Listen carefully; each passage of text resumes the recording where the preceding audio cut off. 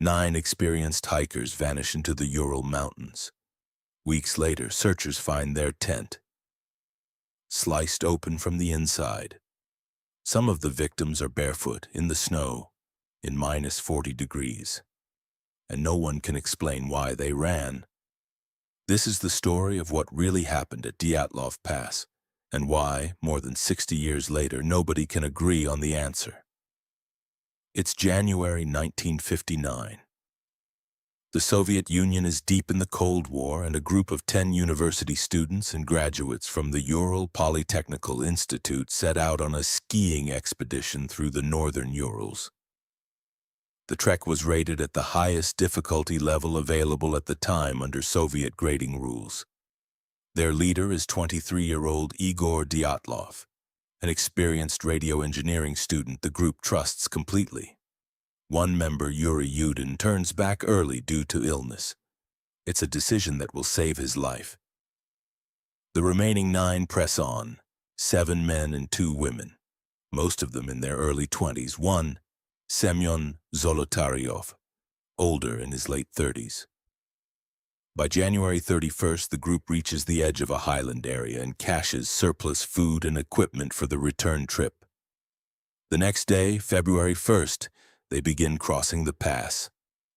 Worsening weather, a snowstorm collapsing visibility, pushes them off course, and they drift toward the slope of a mountain called Kolat-Shyakhl. In the local Mansi language, the name translates chillingly to Dead Mountain. Realizing their mistake, they face a choice: descend to the safety of the tree line or set up camp where they are on the open slope. They choose to camp on the mountain. Possibly, researchers later speculate, because Dyatlov didn't want to lose the altitude they'd already gained. It is the last decision any of them will make together. When the group fails to check in as scheduled, search parties are dispatched. On February 26th, a student named Mikhail Sharavin, part of the search team, spots the corner of a tent poking out from under the snow. Inside, they find the group's belongings: a flask of vodka, a map, a plate of pork fat, left behind as if the hikers had walked out and simply never come back. The side of the tent has been cut open from the inside with a knife. Outside in the snow, searchers find footprints. Some of the hikers had gone out barefoot.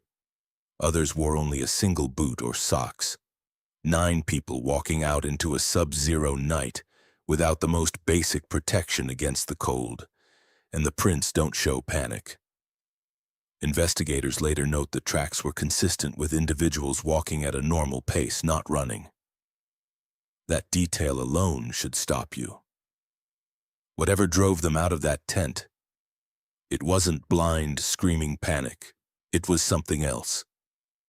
Over the following weeks, the bodies are found in stages scattered across more than a kilometer of terrain. The first 2, Krivonishenko and Doroshenko, are found shoeless in their underwear, near the remains of a small fire at the edge of the woods.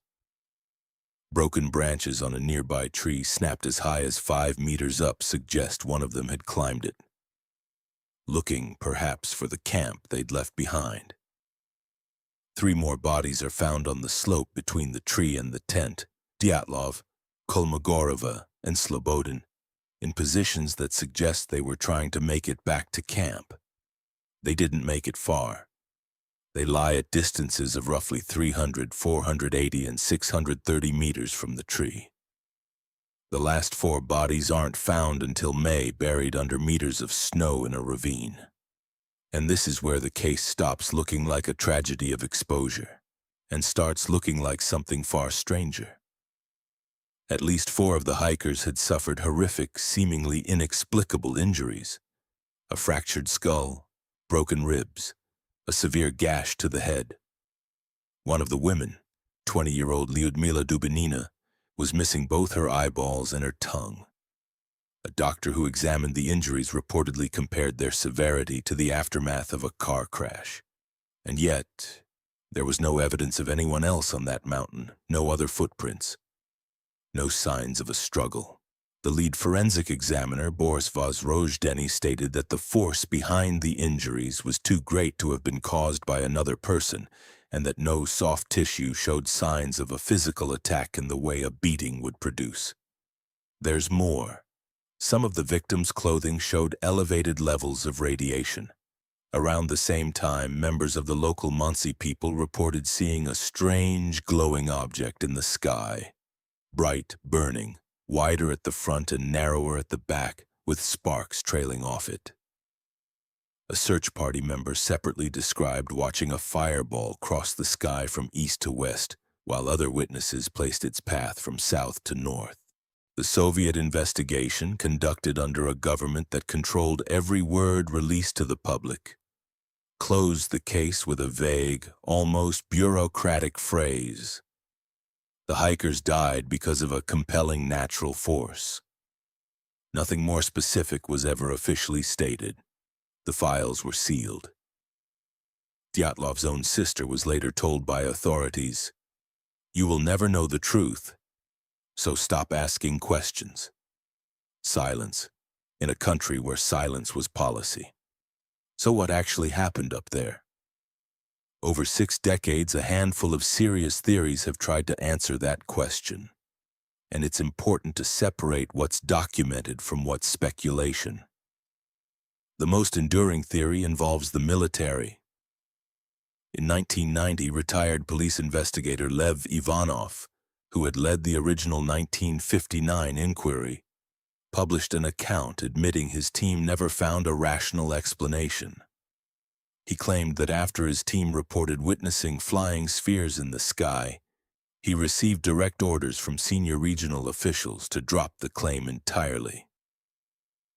This has fed a theory that the group stumbled into a secret weapons test, and that the radiation, the fireball sightings, and the government stonewalling were connected. It remains unproven. No hard evidence has ever surfaced confirming a weapons test at that location.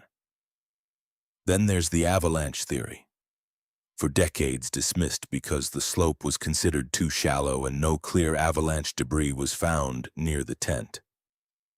But in 2021, a team from the Swiss Federal Institute of Technology and ETH Zurich revisited the physics. Researchers Johann Gaum and Alexander Puzrin modeled a rare, small-scale slab avalanche using historical snow and slope data, and demonstrated it could occur even on a shallow gradient, potentially explaining the tent damage and some injuries without leaving obvious traces. But even this theory has serious critics. Geohazards expert Jim McElwain, uninvolved in the study, pointed out that avalanche victims typically die of asphyxiation, not the kind of blunt trauma seen here, and that the theory still doesn't explain why the group, if injured and terrified, would flee barefoot into the snow instead of taking shelter nearby. He suggested that whatever happened, the hikers must have been terrified enough that at least one of them may have completely lost rational judgment. Even the study's own authors were careful about their claims. Lead researcher Johann Gaume stated plainly that they do not claim to have solved the mystery since no one survived to describe what actually happened, only that the avalanche hypothesis is now, for the first time, physically plausible. In 2019, Russian authorities formally reopened the case, but from the outset only considered 3 explanations: an avalanche, a slab avalanche, or a hurricane, with the possibility of murder explicitly ruled out before the investigation even began. By 2020, officials concluded an avalanche most likely forced the hikers to flee, and that they died of hypothermia trying to survive the aftermath in near-zero visibility. A deputy prosecutor described it as a heroic struggle, insisting there was no panic, simply no way for them to save themselves. Some families and independent researchers accepted this, others didn't. And that gap has never fully closed. Here's what we're left with.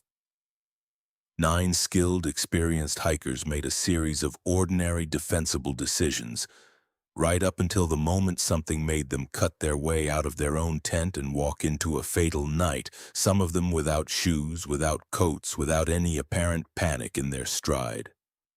Whatever that something was, it left behind radiation, unexplained trauma, sealed government files, and eyewitness accounts of lights in the sky that no official theory has ever fully accounted for.